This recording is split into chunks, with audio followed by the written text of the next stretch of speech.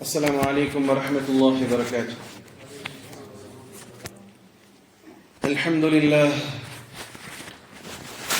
لله يستعينه وأستغفره ونعوذ بالله من شرور أنفسنا ومن سيئات أعمالنا. من يهده الله فلا مضل له ومن يضلله فلا هادي له. وأشهد أن لا إله إلا الله وحده لا شريك له وأشهد أن سيدنا ونبينا ومولانا محمدا عبد الله ورسوله صلى الله عليه وعلى آله وصحبه وسلم تسليما كثيرا كثيرا. أما بعد، فقد قال حق سبحانه وتعالى في القرآن العظيم الفرقان المجيد: فأعوذ بالله من الشيطان الرجيم بفضل بسم الله الرحمن الرحيم: يا أيها الذين آمنوا اتقوا الله حق تقاته ولا تموتن إلا وأنتم مسلمون. وقال الله عز وجل: يا أيها الذين آمنوا اتقوا الله ولتنظر نفس ما قدمت لغد واتقوا الله إن الله خبير بما تعملون. ولا تكونوا كالذين نسوا الله فأنساهم أنفسهم أولئك هم الفاسقون. صدق الله العليم.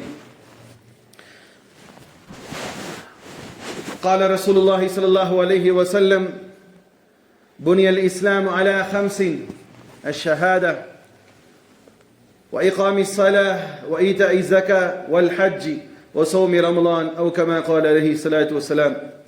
اللهم رب اشرح لي صدري ويسر لي أمري واحلل عقدة من لساني يفقه قولي.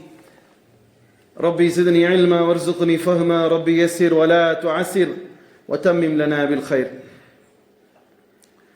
புகழும் புகழ்ச்சியும் வல்லோன் அல்லாஹ் ஒருவனுக்கு மாத்திரம் உண்டாகட்டுமாக. சாந்தியும் சமாதானமும் இவ்வுலகை சத்தியத்தின் பால் ஈர்த்த உத்தம நபி ஸல்லல்லாஹு அலைஹி வஸல்லம் அவர்கள் மீதும், அன்னாரின் குடும்பத்தாரின் மீதும், அவர்களை முற்றிலுமாக அடிபணிந்து நடந்த சத்திய தோழர்கள் சஹாபாக்கள் மீதும், இங்கு அமர்ந்திருக்கக்கூடிய உங்கள் மீதும், என் மீதும், உலகத்திலே வாழக்கூடிய அத்துணை மக்கள் மீதும் அல்லாஹ்வுடைய சாந்தியும் சமாதானமும் என்றென்றும் நின்று நிலவட்டுமாக. பிரியமான சகோதரர்களே, பொதுவாக தமிழ் பழக்கத்திலையும் கூட சொல்லக்கூடிய ஒரு வார்த்தை நஃப்ஸ் ஹவா பிடிச்சவேன். என்ன சொல்லுவாங்க? நஃப்ஸ் ஹவா பிடிச்சவேன். நஃப்ஸ்னா என்ன, ஹவானா என்னன்னு தர அவருக்கு தெரியாது. என்னமோ மூத்தவங்க சொன்னாங்க, அப்படி நஃப்ஸ் ஹவா அப்படின்ட்டுவாங்க. நஃப்ஸ் அப்படிங்கிற அந்த அரபி சொல்லுக்கான அர்த்தம் பல வகையில் எடுக்கலாம். உணர்வுன்னு சொல்லலாம், மனிதம்னு சொல்லலாம், உயிர்ன்னு சொல்லலாம், ஒரு பொருளாக அதை வடிவமைக்கலாம், மனிதனுக்கும் சொல்லலாம். இன்னும் சொல்ல போனால் இறைவன் தனக்கானதாகவும் அதை சொல்றான். தன்னுடைய பெயராக தானாகவும் நஃப்ஸ் என்ற வார்த்தை சொல்கிறான். கொஞ்சம் நிதானமா யோசிக்க வேண்டிய சப்ஜெக்ட். நீங்கெல்லாம் புரியுவீங்கிற எண்ணத்தோடு இந்த சப்ஜெக்ட் எடுக்கிறேன். நஃப்ஸ் என்ற வார்த்தை நீங்க நிறைய இடங்கள்ல குர்ஆன்ல கேள்விப்பட்ட குல்லு நஃப்ஸின் ذائقத்துல் மௌத். இப்ப நஃப்ஸ் அதுக்கு அந்த இடத்துல என்ன அர்த்தம்னு சொன்னா என்ன சொல்லுவோம்? ஆத்மா. ஆத்மா. நம்ம புழக்க வார்த்தையில என்ன சொல்லுவோம்? மனிதன் சொல்லுவோம். அல்லாஹ்வும் தன்னைத்தானே சொல்லிக் கொள்வதற்கும் நஃப்ஸ் என்று சொல்றான். அல்லாஹ் தன்னைத்தானே சொல்லிக் கொள்வதற்கும் அல்லாஹ் சுப்ஹானஹு வ தஆலா நஃப்ஸ் என்று சொல்கிறான். சூரா ஆல் இம்ரான் அத்தியாயம் 3 வசனம் 28 30 அல்லாஹ் கூறுகிறான்: வயுஹذிருக்குமுல்லாஹு நஃப்ஸஹ். அல்லாஹ் தன்னை கொண்டே உம்மை எச்சரிக்கை செய்கிறான். இப்ப நஃப்ஸ்ங்கிறது எதை சொல்றான்? அல்லாஹ் நஃப்ஸ்ங்கிறதை அல்லாஹ் தனக்காக சொல்றான். வயுஹذிருக்குமுல்லாஹு நஃப்ஸஹ். அல்லாஹ் தன்னை கொண்டே உம்மை எச்சரிக்கை செய்கிறான். இப்போ ஒரு இடத்துல நஃப்ஸை மிக உயரிய ஸ்தானத்துக்கு கொண்டு போலாம். ஒரு சில இடங்கள்ல ஒண்ணுமே இல்லாத ஒரு மனிதன் அல்லது ஆத்மாவையும் சொல்லலாம். ஒரு சில இடங்கள்ல அந்த நஃப்ஸ் மிக கெட்ட அர்த்தத்திற்கும் உபயோகப்படுத்தப்படும். அது நம்ம புழக்கத்துல கொண்டு சொல்லுவோம். என்ன சொல்லுவோம் தமிழ்ல? நஃப்ஸாவா பிடிச்சவனா இருக்கிறான். அதையும் ஆராய்ந்து பார்த்தா நல்ல அர்த்தங்கள் அல்லது புரிதல் இருக்கும். ஹைர். இப்ப அல்லாஹ் முதலாவது 28வது வசனத்தை சொல்றான். 30ல சொல்றான் யௌம தஜிது குல்லு நஃப்ஸின் மா அமிலத். அந்த வசனங்கள்ல கடைசியில முடியல சொல்றான் வ யுஹذிருகுமுல்லாஹு நஃப்ஸஹ். அல்லாஹ் உங்களை தன்னை கொண்டே எச்சரிக்கை செய்கிறான். வேற யாரையும் கொண்டு எழுதியில சார். இப்ப மலையை கொண்டு எச்சரிக்கை செய்யறானா இல்லையா? அல்லாஹ் நிலநடுக்கத்தை கொண்டு எச்சரிக்கை செய்யறான். பல விஷயங்களை கொண்டு அல்லாஹ் எச்சரிக்கை செய்யறான். இந்த இடத்துல என்ன சொல்றான்? நானே உங்களை என்னை கொண்டே எச்சரிக்கை செய்ய. என்னை விட வேற யார் உங்களுக்கு தேவையில்லப்பா. நான் பிடிப்பதில் இன்ன பத்ஷ ரப்பிக லஷதீத். நானே போதுமடா உங்களை என்னவென்று பார்த்துக் கொள்வதற்கு. ஆகையால் அல்லாஹ் இந்த இடத்துல என்ன சொல்றான்? தன்னை தானே சொல்லிக் கொள்வதற்கு தன்னை நஃப்ஸ் என்ற வார்த்தை கொண்டு அல்லாஹ் சொல்கிறான். இன்னொரு இடத்துல நஃப்ஸ் அப்படிங்கிற வார்த்தை அல்லாஹ் சொல்கிறான், தன்னை சொல்லுகிறான். எப்படி சகோதரர்களே? சூரா அல் அன்ஆம் அத்தியாயம் 6 வசனம் 12 அல்லாஹ் கூறுகிறான் கதப அலா நஃப்ஸிஹிர் ரஹ்மா. அல்லாஹ் இரக்கத்தை தன் நஃப்ஸின் மீது, தன் மீதே அல்லாஹ் சத்தியமாக்கி கொண்டான், ஹக்காக்கி கொண்டான். எப்படி? அல்லாஹ்வுடைய அருள் பெருசா, அல்லாஹ்வுடைய கோபம் பெருசா? ஏன்னா நம்ம எப்படி நினைச்சு வச்சிருக்கோம்னு சொன்னா அல்லாஹ்வுடைய கோபம் தான் பெருசு.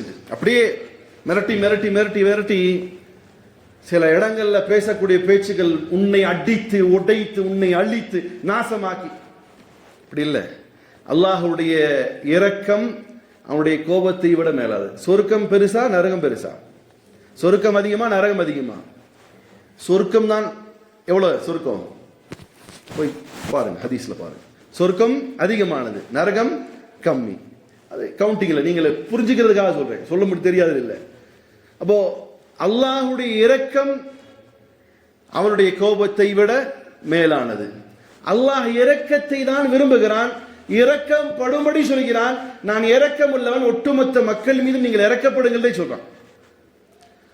அப்ப எவ்வளவு இரக்கம் உள்ளவன் சொன்னா, நாளை கியாமத் நாளிலே அல்லாஹ் ஒவ்வொரு நபியுடைய உம்மத்தையும் பார்த்து அவன்கிட்ட ஏதாவது ஒரு சின்ன அமல் இருக்காது, அதை கொண்டு அவனை சொர்க்கத்தில் நுழைய வைக்க.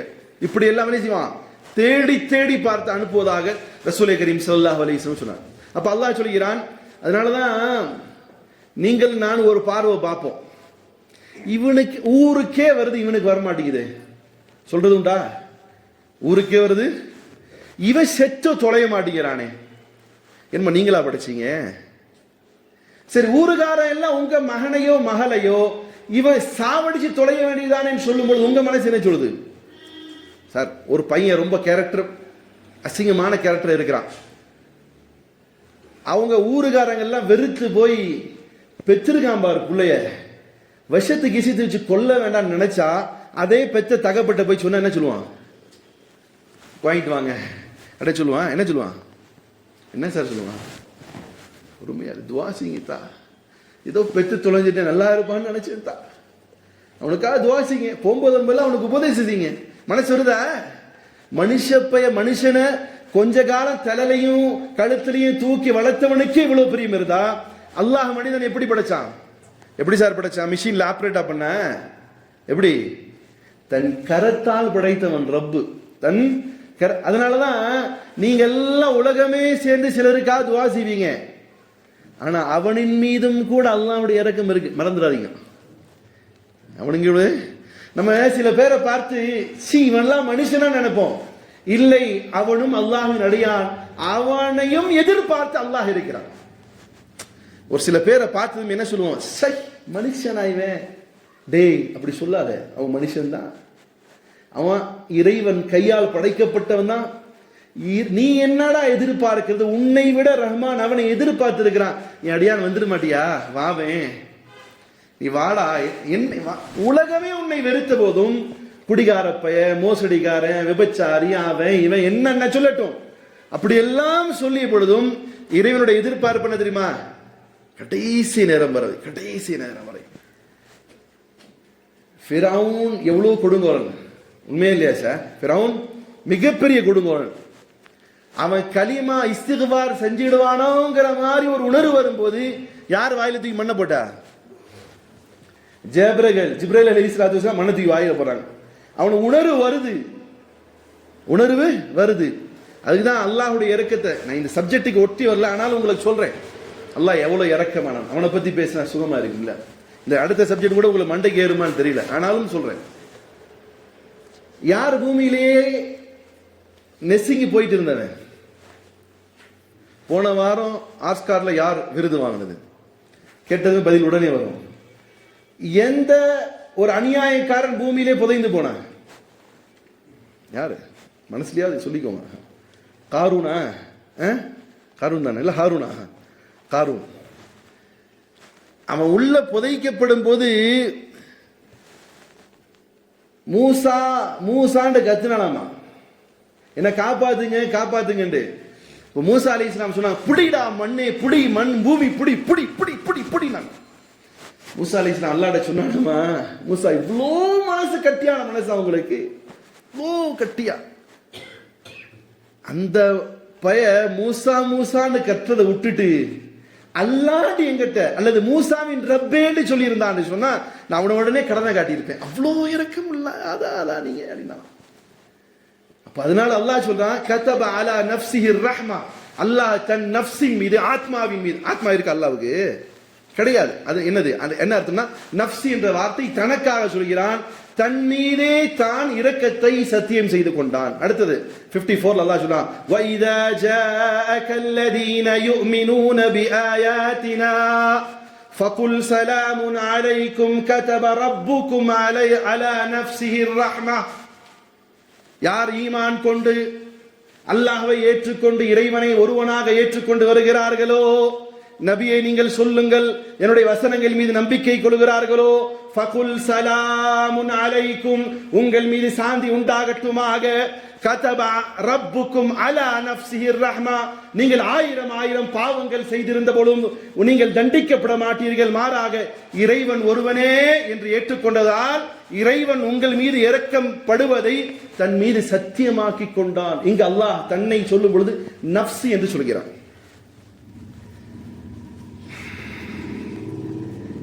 எங்கெல்லாம் அல்லாஹ் 2 முறை சில வார்த்தைகளை உச்சரிக்கிறானோ, சொல்லுகிறானோ, உபதேசிக்கிறானோ, அச்சமூட்டி எச்சரிக்கிறானோ, அவைகள் எல்லாம் இம்பார்ட்டன்ட் ஆனது. அதனால நஃப்ஸ் என்ற வார்த்தை ரொம்பவும் இம்பார்ட்டன்ட் ஆனது. இங்கு அடுத்ததாக பார்க்கலாம், நஃப்ஸ் மனிதனுக்கும் சொல்லப்படுகிறது. நஃப்ஸ் யாருக்கு சொல்லப்படுகிறது? மனிதனுக்கும் சொல்லப்படுகிறது. சகோதரர்களே, மனிதன் என்ற அந்த ஒரு கதாபாத்திரத்தை அல்ல கற்பனையை, ஒரு உருவத்தை வைத்துக் கொள்ளுங்கள். அவனிடத்தில் 2 விஷயங்கள் இருக்கும். மனிதனுக்கு சார் ஒருத்தர் உடம்பு இருக்கு, கை காலு கண்ணு மூக்கு தாடி தொப்பி ஜுப்பா எல்லாம் இருக்கு. இந்த மனிதனுக்குள்ளால் 2 விஷயங்கள் உண்டு. ஒன்று மிருகத்தனம், இன்னொன்று ரூஹானியத். ஒன்று மிருகத்தனம். மிருகம்னா என்னது? மிருகமா? அப்ப அவன் என்ன புரண்டுவானா? புரண்டாலும் உண்டு, அது இந்த அர்த்தம் இல்லை. மிருகத்தனம் இங்கிலீஷ்ல நல்ல வார்த்தை வரும், அது அப்பல இருந்து நானும் யோசிக்கிற வர மாட்டேங்குது. அனிமல் எஃபெக்ட், அதுவும் நல்ல வார்த்தை வரும். அதாவது தமிழ்லையும் நல்ல வார்த்தை உண்டு. என்னன்னா உயிரினம். உயிரினம் சொல்லாமல, மனுஷனுக்கும் உயிரினம். மனிதன் ஒரு உயிரினம், ஆடு மாடும் உயிரினம். இப்ப மனுஷனுக்கு உயிர் இருக்கு, அவனுக்கு உயிர் இருக்கு. இப்போ இந்த மனிதன் 2 வகையா இருப்பான். ஒன்னு உயிரினமாக இருப்பான். அதான் ஏற்கனவே ஒரு டைம் சொல்லியிருக்கேன். மனிதனை எவ்வாறு ஒப்பிட்டாங்க? ஆரம்பத்தில் தாவரவியங்களாக ஒப்பிட்டாங்க. மனுஷனை என்ன செஞ்சாங்க? அப்புறம் வந்த சிலபஸ் என்ன செஞ்சுச்சுன்னா மனுஷனை மிருகமாக ஒப்பிட்டது. இப்போ அந்த மிருகமாக என்னைக்கு மனுஷனை ஒப்பிட்டான, அதனாலதான் மிருகத்தனம் நிறைய மனுஷன் வந்துச்சு. அப்போ இங்க மனிதனை ஒரு உயிரினமாக இருக்கக்கூடிய ஒரு மனிதன் உண்டு, மற்றொன்று அவனுக்குள்ளால் இருக்கக்கூடிய ரூஹ் என்று சொல்லக்கூடிய ஆத்மா ஒன்று உண்டு. அது யார் ஊதுனா? அல்லாஹ் சொல்றான், வனஃபக்து ஃபீஹி மிர் ரூஹி, என் ஆத்மாவை அவனுக்குள்ளால் ஊதினேன்.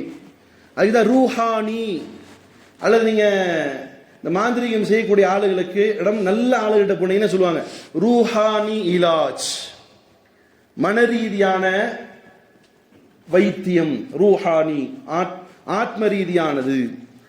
இன்னும் சொல்லட்டுமா, அல்லாஹ் ரப்பல் இஸ்ஸத் சொல்றான் பாருங்க, குல்லு நஃப்ஸின் ஸாயிகத்துல் மௌத். அப்ப ரூஹ் நம்ம என்ன நினைக்கிறோம்னா, மனிதனுக்குள்ளால் அவன் செத்ததற்கு பிறகு எது வெளியெடுத்தப்படுகிறது, எது வெளியே போகுது, ரூஹ். நம்ம நினைக்கிறோம் அது இல்லை. ரூஹுக்கு அப்பாற்பட்ட ஒரு பொருள் தான் வெளியேறுது. ரூஹுக்கு அப்பாற்பட்ட ஒரு தான். அல்லாஹ் குர்ஆனுடைய வசனங்களை நாம் மேற்கொள்ள பார்க்கும்போது வருகிறது.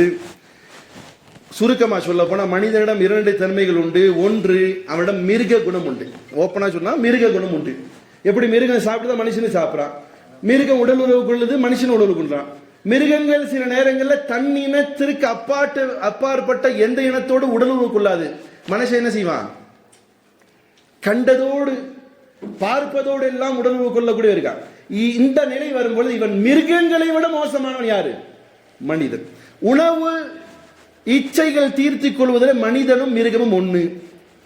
ஆனா அந்த மிருகமாக இருக்கக்கூடிய மனிதனுடைய உள்ளுள்ளால் அல்லாஹ் தன்னுடைய ரூஹை கொடுத்ததால் அவன் எல்லாரை விட சிறந்தவனாக ஆக்கப்பட்டு அவனை என்ன செஞ்சிருக்க, அல்லாஹ் ஹலீஃபத்துல்லாவாக, அல்லாஹ்வினுடைய பிரதிநிதியாக அல்லாஹ் டிக்ளேர் செஞ்சான். சரி, இப்ப இங்க வருவோம். மனுஷனுடைய உடல்ல யார் என்ன இருக்கு, ரூஹ் இருக்குன்னு சொல்றோம். ரூஹு தான் இருக்கா, நம்ம அப்படி இல்லை. ரூஹுங்கிறது அப்பாற்பட்டு நீங்க நல்லா புரியணுங்கிறதுக்காக சொன்னேன். அல்லாஹ் குர்ஆன்ல சொன்னா பாருங்க, அக்ரிஜூ அன்ஃபுஸகுமுல் யௌம அக்ரிஜூ அன்ஃபுஸகும் அல் யௌம துஜ்ஸௌன அஸாபல் ஹூன். அல்லாஹ்வுடைய வசனம். அவனுடைய உடலில் இருந்து அக்ரிஜூ வெளியேற்றுங்கள், அன்ஃபுஸகும் அவனுடைய, இங்க நஃப்ஸ்ங்கிற அல்லாஹ் உடலில் இருந்து வச்சுக்கோங்களேன். அன்ஃபுஸகும் அப்படின்னு சொல்லும் பொழுது இந்த இடத்துல ரூஹுண்டு வராது, என்ன வரும், உயிர் அப்படின்னு சொல்லும். இங்கிலீஷ்ல சொல்ல போனா லைஃப்னு சொல்லலாம். அவனுடைய லைஃபை வெளியேடுங்கள். இப்ப மனுஷனுடைய உயிர் தான் வெளியே, அதுக்கு ரூஹ்னு வச்சிருக்கோம், அது ரூஹ் சரியான அர்த்தம் வராது. உயிருக்கு என்ன சொல்றோம் தமிழ்ல, நம்ம புழக்க வார்த்தையில ரூஹை உயிர்னு வச்சிருக்கிறோம். உயிர் வேற ரூஹ் வேற. ரூஹ் எடுக்கப்படுகிறது. அதனால அல்லாஹ் சொல்றான், அவனுடைய நஃப்ஸில் இருந்து உடம்பிலிருந்து ரூஹை எடுங்கள். அல் யௌம துஜ்ஸௌன அஸாபல் ஹூன், இன்றைக்கு அவனுக்கு மிக கடுமையான வேதனை கொடுக்கப்படும். அப்ப மனிதன் வெளிப்படையாக பார்க்கும் பொழுது அவன் ஒரு மிருகச்சனமாக இருக்கிறான். அவனுடைய உடலிலே கொடுக்கப்பட்ட அல்லாஹுடைய ரூஹின் பிரகாரம் தன் வாழ்க்கை அமைத்துக் கொள்ளும் பொழுது அவன் உயர்ந்தவனாக, மனிதர்களில் மிருகங்களை விட உயர்வானவனாகவும் இன்னும் பிற மனிதர்களை விட உயர்ந்தவனாக ஆகுவதற்கானதற்காக தான் அல்லாஹ் ரூஹை ஊதியிருக்கிறான். இன்னும் சொல்ல போனால் அல்லாஹ் ரப்பல் இஸ்ஸத் கூறுகிறான், இன்னன் நஃப்ஸ லஅம்மாரத்துன் பிஸ்ஸூ. ஃபர்ஸ்ட் அல்லாஹ் நஃப்ஸ் யாருக்கு சொன்னான், யாருக்கு சொன்னான், நஃப்ஸ்ங்கிற வார்த்தை தனக்காகவே சொன்னான். இரண்டாவது யாருக்கு சொல்றான், மனிதனுக்கு சொல்றான். உதாரணத்துக்கு என்னது, என்ன குர்ஆனுடைய வசனம் சொன்னேன், குல்லு நஃப்ஸின் ஸாயிகத்துல் மௌத். இப்போ நஃப்ஸ் என்ற வார்த்தைக்கு என்ன அர்த்தம் சொல்றானா, சூஃபியாக்கள் இடத்துல நஃப்ஸே அம்மாராண்டு ஒரு தனி சப்ஜெக்டே இருக்கு, நஃப்ஸே அம்மாரா. அது மிக மோசமான நஃப்ஸ்னு அதுக்கு அர்த்தம் வரும். ஆனா இங்க வந்து அல்லாஹ் வெறும் நஃப்ஸ் தான் சொல்றான், நஃப்ஸே அம்மாரான்னு சொல்ல. இன்னன் நஃப்ஸ நிச்சயமாக மனம் இருக்குதே, லஅம்மாரத்துன் பிஸ்ஸூ பாவத்தின் பக்கமாகவே இழுக்கும். நஃப்ஸே அம்மாராங்கிற டைட்டில் கொடுத்து சூஃபியாக்கள். ஆனா குர்ஆன்ல நஃப்ஸே அம்மாராங்கிறது எந்த சூஃபியாக்கள் டைட்டில் கொடுத்தாங்களோ அதுல வராது. இப்ப நஃப்ஸ் என்ன செய்யும் அப்படின்னு சொன்னா, உங்களை பாவத்தின் பக்கமாக இழுக்கும். புரியுதா சார் சொல்றது, புரியுதா, மண்டியாதாட்டு புரியுதா நான் சொல்றது. அல்லாஹ்வுக்கும் சொன்னா, மனிதனுக்கும் சொன்னா, இந்த இடத்துல மிக கெட்டதற்கும் அல்லாஹ் சொல்றான் நஃப்ஸ். எப்படி நஃப்ஸ் அப்படின்னு சொன்னா,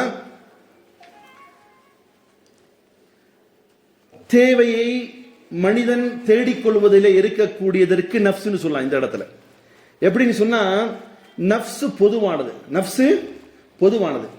இப்ப நஃப்ஸுக்கு தேவை உண்டு. நஃப்ஸுக்கு என்ன செய்யும்னா பசிக்கும், நஃப்ஸ் பசிக்கும். அந்த நஃப்ஸ் பசித்ததுமே உணவை மட்டுமே தேடுமே தவிர ஹலால் ஹராமை பார்க்காது. நஃப்ஸுக்கு உணவு வேணும், ஹலாலா சம்பாரிச்சானா ஆடு சாப்பிட்டாலும் அந்த நப்ஸ் சாப்பிடும், பன்றியையும் சாப்பிடும். நப்ஸ் என்ன செய்யும்? ஆடையும் சாப்பிடும், பன்றியையும் சாப்பிடும். இன்னொரு நப்ஸ் இருக்கு, ஆடை மட்டுமே சாப்பிடும். அது எந்த ஆடு இருந்தாலும் சாப்பிடும். ஹலாலானதையும் சாப்பிடும், ஹோட்டல்ல போய் உட்கார்ந்து ஹலாலான்னு கேட்காம ஹராமா இருக்கிறது சாப்பிடும். இது ஒரு நப்ஸ். இது பொதுவானது. இது எல்லாருக்கும் இந்த நப்ஸ், ஈமான் கொண்டவர்கள், ஈமான் கொள்ளாதவர்கள், இணை வைப்பவர்கள், இறைவனை ஏற்பவர்கள், எல்லாருக்கும் பொதுவுடையமானது என்னது? இந்த நப்ஸ். இந்த நப்சுக்கு சில நேரங்களில் உணவு பசி இருக்கும், உணவை தேடிக்கொள்ளும். இச்சை பசி வரும், இச்சையை முடித்துக் கொள்வதற்கு யாரோடும் போகும். புரியுதா நான் சொல்ற சப்ஜெக்ட்? இந்த நப்ஸ் பொதுவானது. ஹலாலின் பக்கமாக போகக்கூடிய ஒரு நப்ஸ் இருக்கு, திருமணத்தின் மூலமாக இச்சை மட்டுமே வைத்திருக்கக்கூடிய பொதுவான தேவையுடைய நப்ஸ். ஹலால் ஹராம பார்க்காது, கிடைச்ச இடத்துல பூந்திக்கும். இந்த நப்ஸ், இந்த நப்ஸ் என்பது தன்னுடைய பசி மட்டுமே, தன்னுடைய காமத்தை மட்டுமே உள்ளடக்கியதாக இருக்கும். சார், இது ஒரு நப்ஸ். இன்னொன்னு இருக்குது, இந்த காலத்தில் பார்க்கப்படக்கூடிய இந்த நப்ஸ் மிக கெட்ட நப்ஸ் என்னன்னு சொன்னா டாமினேட்டட் நப்ஸ்னு சொல்லுவாங்க. சுருக்கி சுருக்கி உங்களை எப்படியா இந்த விஷயத்தை புரிய வைக்கணும். இன்னைக்கு பெரும்பாலான இடங்களில் பார்க்கப்படக்கூடிய இந்த டாமினேட்டட் நப்ஸ்ங்கிறது தான் பிரதிபலிப்பு அதிகமா இருக்கு. எப்படி? எல்லோரின் மீதும் என் ஆதிக்கம் மட்டுமே இருக்க வேண்டும். அந்த டாமினேட்டட் நப்ஸ் என்பது தனதானதாக மட்டுமே இருக்கும். உதாரணத்திற்கு நீங்க பார்க்கலாம், இவங்கிட்ட உணர்வே இல்லையாடான்னு கேட்பீங்க. அவருடைய தேவை மட்டுமே லட்சியமாக போயிட்டே இருப்பான். இப்போ உதாரணத்திற்கு கடைசி காலத்தில் யார் வருவா? யார் சார் வருவா? தஜ்ஜால் வருவானா? அவனுக்கு 5 கண் இருக்குமா, 10 கண் இருக்குமா? ஒத்த கண் இருக்கும். என்ன? தஜ்ஜாலுடைய தன்மை இன்றைக்கு எல்லோரிடமும் பார்க்கப்படுவதை உண்டு. தஜ்ஜாலுடைய ஒரு கண்ணு, அப்ப என்னது? ஒரே பார்வை. அவனுக்கு எது பிடிக்குதோ அதுதான் பார்வை. உதாரணத்திற்கு சில நேரங்கள் அரசியல்வாதிகளுடைய ஆட்சியாளருடைய நிலை எப்படி இருக்குன்னா, மனித உணர்வுகளை பார்க்க மாட்டாங்க. எதை பார்ப்பாங்க? தனக்கு என்ன தேவை அது மட்டுமே பார்ப்பாங்க. இன்று உலகம் முழுவதும் ஆக்கப்பட்டக்கூடிய டாமினேட்டட் நப்ஸ்ங்கிறது தான் இன்னைக்கு பிரதிபலிப்பா இருக்கு. என்ன? யாரை பற்றியும் கவலை இல்லை, எனக்கு வேணும். அது யார் யார்கிட்ட வரும் தெரியுமா? குடும்பவியல்ல வரும் அந்த நப்ஸ், வியாபாரத்தில் வரும். எவன் எக்கேடு கெட்டா பரவாயில்ல, ஏன் கடலை வியாபாரம் நடக்கணும், எவன் செத்தா பரவாயில்ல, ஏன் பொழப்பு ஓடணும். இது யாரு? இது எது? இதுவும் ஒரு நப்ஸ். இந்த நப்ஸ் தான் உலகத்தில் இன்னைக்கு பெரும்பாலான இருக்கு. இந்த இச்சை தீர்த்துக்கிறது, பசி, ஹலால் ஹராம், இது எல்லாத்தையும் காட்டிலும் டாமினேட். ஃபேமிலிக்குள்ளார யாரு பேச்சு அதிகமா எடுபடணும்னு நினைப்போம்? என் பேச்சு தான் எடுபடும் நான் நினைக்கிறேன், நீங்க அப்படிதான் நினைப்பீங்க. இப்போ இந்த டாமினேட்டட் நப்ஸ் தான் உலகத்தில் இன்னைக்கு பரவி கிடக்கிறது. இந்த நப்சுகள் எல்லாத்திற்கும் அப்பாற்பட்டது எதுன்னு சொன்னா ரூஹானி நப்ஸ், ஆன்மீக நப்ஸ். இந்த ஆன்மீக நப்ஸ் எப்படி இருக்கும்னு சொன்னா, அது உங்கள்கிட்ட இருக்காண்டு கொஞ்சம் அப்படி சட்ட பாக்கெட் இப்படி திறந்து இப்படி எட்டி பாருங்க. நம்மகிட்ட இருக்கக்கூடிய நப்ஸ் என்ன, நம்மகிட்ட இருக்கக்கூடிய நப்ஸ் என்னான்னு நம்ம பார்க்கணும். நம்ம பார்க்காத வரைக்கும் இந்த நப்ஸ் நல்ல நப்ஸாக ஆக முடியாது. இன்னும் உங்களுக்கு நான் சொல்றேன், மனிதன் எதாவது படைக்கப்பட்டா எதுல சார்? இரும்புலையா, நெருப்புலையா, ஒளிலையா? மண்ணால் படைக்கும். இந்த மண்ணினுடைய தன்மை யார்கிட்ட இருக்கும்?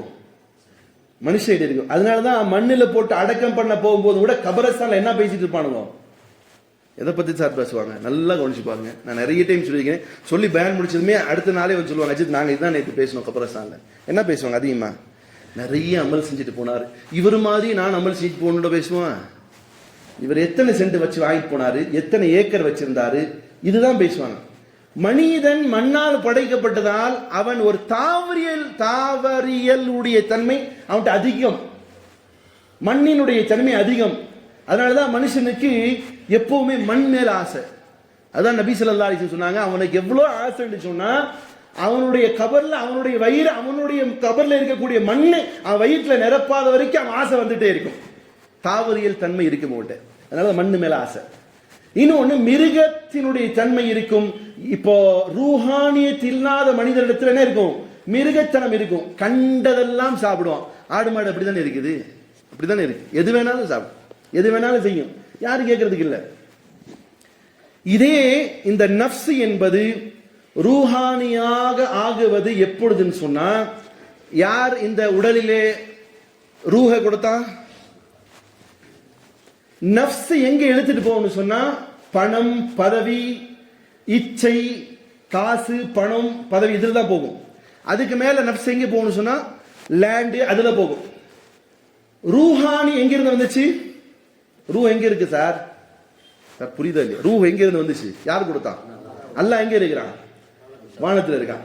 இப்ப இந்த ரூஹ் எங்க இழுக்கும் சொன்னா வானத்தின் பக்கமா இழுக்கும். நஃப்ஸ் எங்க இழுக்கும்? பூமியின் பக்கமா இழுக்கும். அதனாலதான் மனிதன் அவன் உண்மையான எதற்கு படைக்கப்பட்டான் என்பதை தெரிந்து கொண்டால் அவனுடைய சிந்தனை எல்லாம் யாரோட இருக்கும்? அல்லாஹ்வோட இருக்கும். இதை தெரியாதவன் உலகத்தையே சுத்தி சுத்தி வருவான், ஆனா எதுவுமே அச்சீவ் பண்ண மாட்டான். எதுவுமே அச்சீவ் பண்ண மாட்டான்.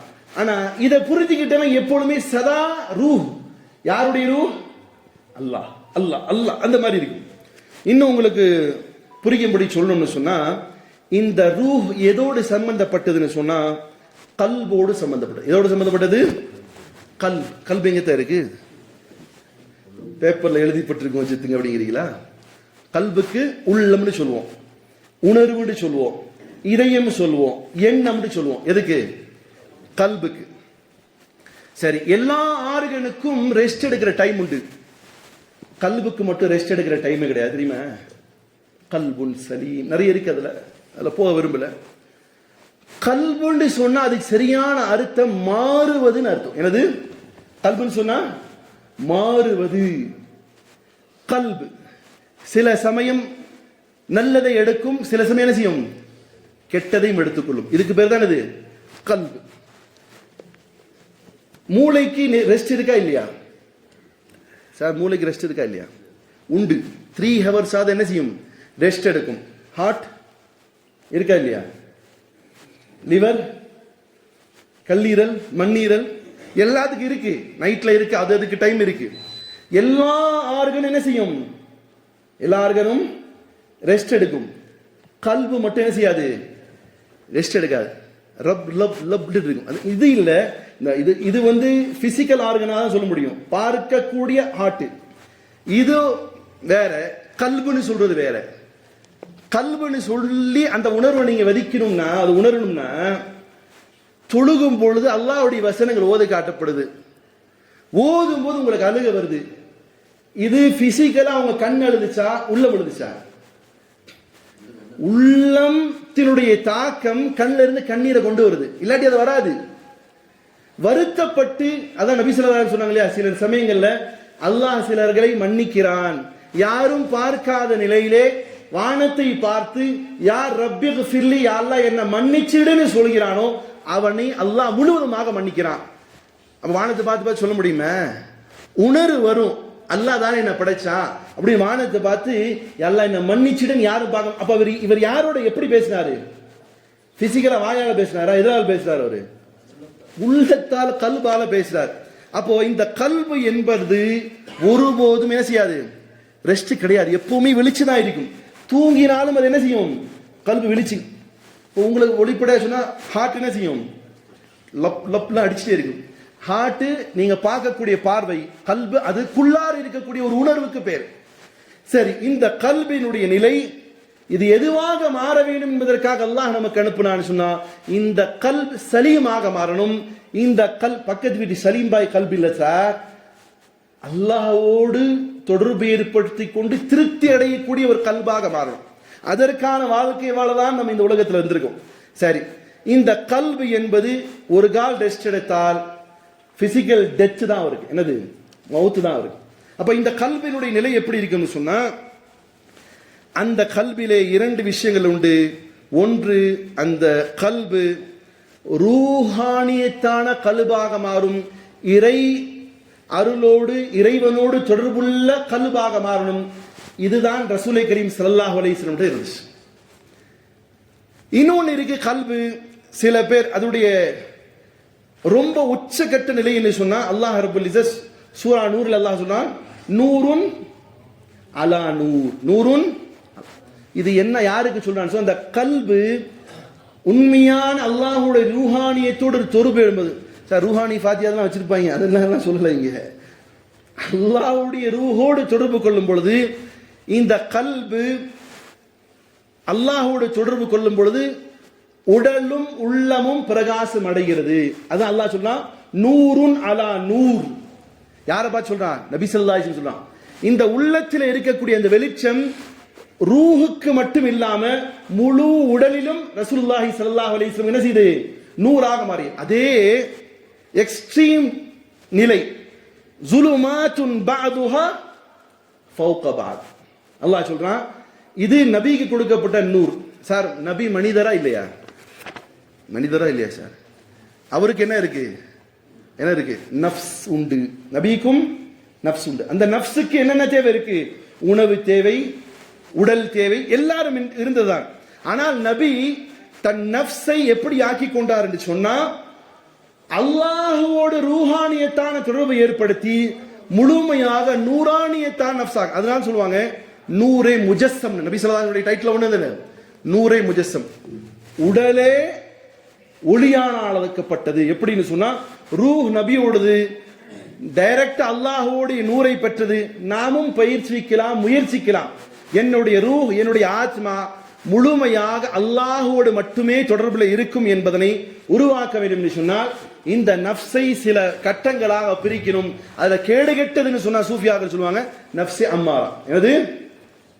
சுயநலமான நஃப்ஸ். இதுல எக்ஸ்பிளைன் பண்ண ரொம்ப நேரம் ஆகும். நான் டைட்டில் மட்டும் வச்சுட்டு போறேன். இன்ஷா அல்லாஹ் ஃபியூச்சர்ல ஒவ்வொரு ஜும்மால அதை எக்ஸ்பிளைன் பண்றேன். இப்போ இந்த நஃப்ஸ், நபியுடைய நஃப்ஸ் ரூஹோடு தொடர்பு கொண்டு நூறுன் அலா நூறாக இருந்தது. அதனுடைய விளைவு என்னன்னு சொன்னா தனக்கு கொடுக்கப்பட்ட ஷைத்தானையும் தனது வசமாக்கி கொண்டார். நபி ஸல்லல்லாஹு அலைஹி வஸல்லம் சொன்னாங்க ஒவ்வொரு மனிதனுக்கும் ஒரு ஷைத்தான் இருக்கிறான். ஒவ்வொரு மனுஷனுக்கும் அவன் பிறக்கும் பொழுது ஷைத்தானோட தான் பிறக்கிறான். ஒரு சஹாபி ரொம்ப தைரியமான ஆள் கேட்டாங்க, யார் ரசூல் அப்படியானால் நீங்களும் பிறக்கும் பொழுது உங்களுக்கும் ஒரு ஷைத்தான் இருந்தானா? அதுக்கு ரசூலே கரீம் ஸல்லல்லாஹு அலைஹி வஸல்லம் ஆம், எனக்கும் ஒரு ஷைத்தான் அல்லாஹ் கொடுத்தான், நான் அவனை மூமீனாக ஆக்கிவிட்டேன், அவன் என்னுடைய கண்ட்ரோல்ல வந்துட்டான். ஆனா நம்ம எப்படி இருக்கோம்? ஷைத்தான் கூட இருக்கிறோம், ஷைத்தான் சொல்றது மட்டுமே கேட்கிறோம், ஷைத்தானோட வாழ்க்கை நடத்துறோம். இப்போ இதெல்லாம் புரிஞ்சாதான் சார் நம்முடைய நஃப்ஸினுடைய ஆதிக்கம் நமக்கு தெரியும், நாம யாருன்னு தெரியும். உதாரணத்திற்கு சொல்ல போனா இந்த ஸுலுமாத்துன் பஅதுஹா ஃபௌக பஅத் நபியுடைய அப்படி ஆப்போசிட்.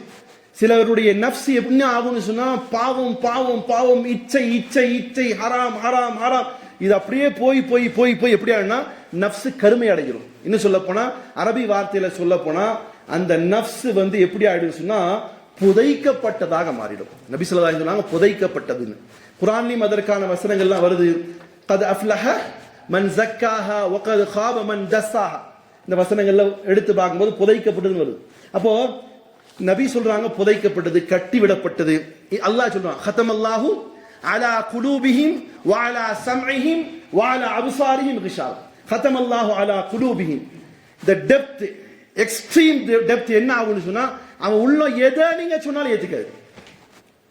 நஃப்ஸ்ல கொஞ்சம் கொஞ்சம் பாவம் செஞ்சிட்டு இருக்கும் பொழுது அவன் நஃப்ஸ உணரணும். நான் யாருன்னு என்ன உணராத வரைக்கும் நான் நேர்வழி வர முடியும். அல்லாஹ் காப்பாத்தணும். என்னுடைய நஃப்ஸ் என்ன நிலையில இருக்கு நான் தெரியாத வரையிலும் சில பேர் நீங்களே பார்த்திருக்கேன், சார் என்ன சொன்னாலும் கேட்க மாட்டேன். என்ன ஹதமல்லாஹு அலா குலூபிஹிம், அவருடைய நஃப்ஸ் ஸுலுமாத்துன் பஅதுஹா ஃபௌக பஅத், அவனுடைய உள்ளத்திலே கருமையின் மீது கருமை அடைந்து கெட்டு போய் நாசமாகி விட்டது. அவனுக்கு ஒண்ணுமே உணர்வு வராது, நீ என்ன சொன்னாலும் கேட்க மாட்டான். ஆனா இந்த நஃப்ஸ்ல கொஞ்சம் ரிலாக்ஸ்னஸ், அல்லாஹ் ரொம்ப ஆழமா டெப்த்ல போகாத நஃப்ஸ் என்ன செய்யும்? அதுக்கு தான் சொல்லுவாங்க அந்த நஃப்ஸினுடைய பெயர் இருக்குது. குர்ஆன்ல அல்லாஹ் ரப்பல் இஸ்ஸத் சொல்கிறான் நஃப்சுல் லவ்வாமா. இது கெட்ட நஃப்ஸ் தான், ஆனா அது என்ன செய்யும்? கொஞ்சம் கொஞ்சம் ஷேக் அடிக்கும். இந்த நஃப்ஸே லவ்வாமா இருக்கும்போது கொஞ்சமாவது அவனை என்ன செய்யலாம்? இழுத்து பிடிச்சி கொண்டு வந்து அல்லாஹ்ட்ட சேர்க்கலாம். ஆனா நஃப்ஸே அம்மாரா மிகக்கூடியது, அதை கொண்டு போய் தள்ளிடும் அவனை. சரி, அந்த நஃப்ஸில் போறதுக்கு முன்னாடி அல்லாஹ் ரப்பல் இஸ்ஸத் கூறுகிறான், இந்த டெப்த் எக்ஸ்ட்ரீம் லெவல்ல போன கெட்டு போன நஃப்ஸ் எப்படி இருக்கும்னு சொன்னா அல்லாஹ் சொல்றான் சும்ம கஸத் குலூபுக்கும் மின் பஅதிஹி நஃப்ஸுன் ஸாலிக ஹிய கல் ஹிஜாரா. அந்த நஃப்ஸ் டெப்த்ல போய் எப்படி ஆயிடும்னு சொன்னா அது கல்லை விட மோசமாயிடும். கல்லை கரைக்க முடியுமா? கரைக்க முடியாது. அந்த நிலவுக்கு போய் இன்னொன்னு சொல்லுவ கல்லா பல் ரான அலா குலூபிஹிம் மா கானூ யக்ஸிபூன்.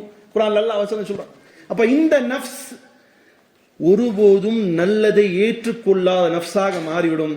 அதே நஃப்ஸினுடைய அந்த நஃப்ஸினுடைய தாக்கம் என்பது அது கல்வின் மேலப்படும். இந்த கல்வு ஒண்ணுமே இல்லாம மரணித்து விடும். அந்த கல்வை மரணித்தவர்கள் தான் சத்தியமாக ஒருபோதும் நல்லதின் பக்கமாக வரமாட்டார்கள். அதே நேரம் கல்பல இன்னொரு கல்புண்டு. இது நான் சொன்னது ஒரு லெவல். இன்னொரு கல்புண்டு. அது எப்படின்னு சொன்னா நல்லதும் செய்யும் கெட்டதும் செய்யும். இது ஃபர்ஸ்ட் சொன்னேன் பாருங்க, அது எக்காலத்தையும் நல்லது செய்யாது, நல்லது கேட்காது, நல்லது உணராது. இன்னொரு நஃப்ஸ் இருக்குது, அது நல்லதையும் கேட்கும். எப்படி குர்ஆன்ல அல்லாஹ் சொன்னா பாருங்க, யகூலு الإنسان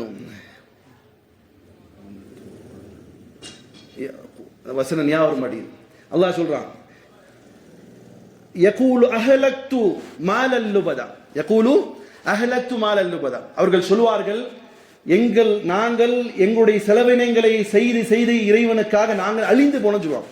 இப்ப இந்த வசனத்தின் மூலமா என்ன தெரியுதுன்னு சொன்னா, இந்த நஃப்ஸ் இருக்குதே பெருமைக்காக செலவு செய்யும், பகட்டுக்காக செலவு செய்யும், நல்லது செய்யாது. வருமானம் கெட்டதா இருக்கும், அந்த வருமானத்தை எடுத்து நல்லது செய்யும், புகழுக்கும் பேருக்கும் செய்யும். ஹராம் ஹலாலை பார்க்காத ஒரு நஃப்ஸ் இருக்கு. சரி, இந்த நஃப்ஸோட இன்ஷா அல்லாஹ் நான் டாட் வைக்கிறேன். இன்ஷா அல்லாஹ் அடுத்த வாரம் இதே நஃப்ஸை பற்றி அல்லாஹ் வாய்ப்படுத்தால் பேசும். பிரியமான சகோதரர்களே, இது மாதிரியான டாபிக் எடுப்பதற்கான காரணம், நீங்களும் நானும் என்னை நான் உணராத வரையிலும், நீங்கள் உங்களை உணராத வரையிலும் ஒரு கம்ப்ளீட்டான மூமினாக ஆக முடியாது. நான் யாருன்னு எனக்கு தெரியணும். இப்போ நீங்க பார்க்கலாம், நான் ஒரு இமாமு, பெரிய அங்கி, இது அதெல்லாம் போட்டு இருக்கேன். இது வெளி வேடம், இது வெளி வேடம். நான் யாருன்னு நான் தனியா போய் உட்காரணும். என் மனசு அல்லாஹ்வோடு எவ்வளவு லைட்ஸ் இருக்கு, அல்லாஹ்வோடு என்னுடைய நஃப்ஸ் எப்படி கட்டுப்பட்டு இருக்கு, நபியோட பிரியம் எவ்வளவு வச்சிருக்குங்கிறத நான் உணரணும். நீங்க கொஞ்சம் உணர்ந்து பாருங்களேன். அப்படி நீங்கள் ஒவ்வொரு டைமும் உங்களுடைய நஃப்ஸை எட்டி பார்ப்பீர்களானால் நீங்கள் முழுவதுமாக நல்லவர்களாக மட்டுமே இருப்பீர்கள். உங்களிடத்துல ஒரு நேர தொழுகை மிஸ் ஆகாது. நீங்கள் பேசுவது நல்லதை மட்டுமே பேசுவீங்க. உங்களுடைய செயல்கள் நல்லதாகவே இருக்கும். உங்களை ஊர் உலகம் போற்றி புகழக்கூடிய நிலை உருவாவீங்க. ஆனா இந்த நஃப்ஸினுடைய கட்டுப்பாடு, நஃப்ஸ்னா என்னன்னு இன்னைக்கு தெரியாது. சரி, இப்போ இந்த ஜும்மால வந்தவங்களாது தன் நஃப்ஸை, ஆத்மாவை, ரூஹை, கல்பை பிரித்து பிரித்து பார்த்து இதை நல்லதின் பக்கமாகவே கொண்டு செல்லக்கூடிய முயற்சியில் ஈடுபடுங்கள். அல்லாஹ் ரப்புல் இஸ்ஸத் ஒரு நேரம் வரும், குர்ஆனுடைய வசனம், நீங்க எல்லாம் கபர்ஸ்தான்ல கொண்டு போய் மண்ணை போடும்போது, யகூலு யா லைதனி கத்தம்து லி ஹயாதி ஃபயௌமைதி லா யுஅذிபு அஸாபஹு அஹத். நஃப்ஸ் முத்மஇன்னா, அந்த வசனங்கள் வரும். நஃப்ஸ் முத்மஇன்னா, திருப்திப்படுத்திய நஃப்ஸே நீ வா அப்படின்ற வசனம். நஃப்ஸே முத்மஇன்னா, அந்த நஃப்ஸ் அதை அடையணும். அது அல்லாஹ் குர்ஆன்ல சொல்றான். அதனுடைய வசனங்கள், கல்லா பல் ரான அலா குலூபிஹிம் மா கானூ யக்ஸிபூன், கல்லா இன்னஹும் அன் ரப்பிஹிம் யௌமஇதின் லமஹ்ஜூபூன், கல்லா இன்னஹும் மா கானூ யக்ஸிபூன். இல்ல லாஸ்ட்ல வரும். அது அந்த வசனங்களை தான் என்ன செய்வோம், கபரஸ்தான்ல மண்ணு போடும்போது, கல்லா பல் ரான அலா குலூபிஹிம் மா கானூ யக்ஸிபூன், கல்லா இன்னஹும் அன் ரப்பிஹிம் யௌமஇதின் லமஹ்ஜூபூன், சும்ம இன்னஹும் லஸால் ஜஹீம்.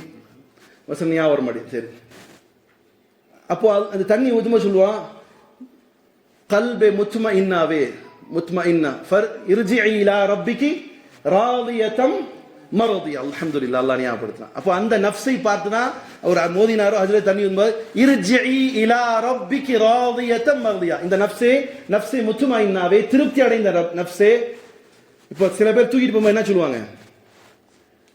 சொல்லுவாங்க, ஜனாதா அஷஹதுல்லாம் சொல்ல மாட்டான், புலம்பிட்டு போவான், என்ன திண்டு தொடஞ்சானோ, அல்லது இவ்வளோ பாடியா இருக்குது. சில பேர் சொல்றது உண்டு, இன்னும் இவ்வளோ கனமா இருக்கு, மனசு பாரமா இருக்கும் பொழுது சொல்றது உண்டா இல்லையாச்சா? நான் வரம்பி எல்லாம் பேச தூக்கிட்டு போகும்போது என்ன சொல்லுவாங்க, மனசு ரொம்ப பாரம் பொழுது, அதனால தான் வெயிட்டா இருக்கும் மையத்து.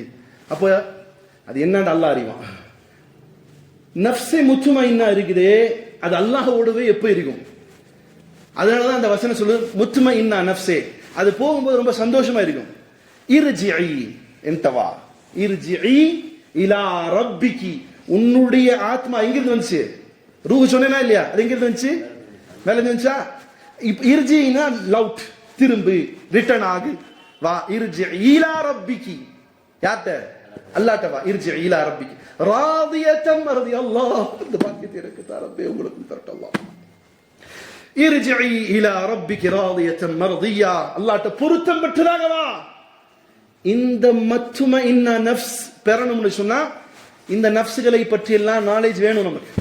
அதனால நஃப்ஸ் அப்படிங்கிறதுக்கு நிறைய எக்ஸ்பிளைன் பண்ணு, அதெல்லாம் நீங்க உணர்ந்து உங்களுடைய ஆத்மாவை, நஃப்ஸை, உயிரை, ரூஹை, கல்வை அல்லாஹ்வின் பக்கமாக மாற்றுவதற்கு முயற்சிங்கள்.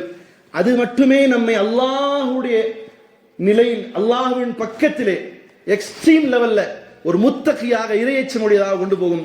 அந்த கல்வை அல்லாஹ் எனக்கும் உங்களுக்கும் பெறுவதற்கு தௌஃபீக் செய்யட்டுமாக. வாஹித் அல்ஹம்துலில்லாஹ் ரப்பில் ஆலமீன்.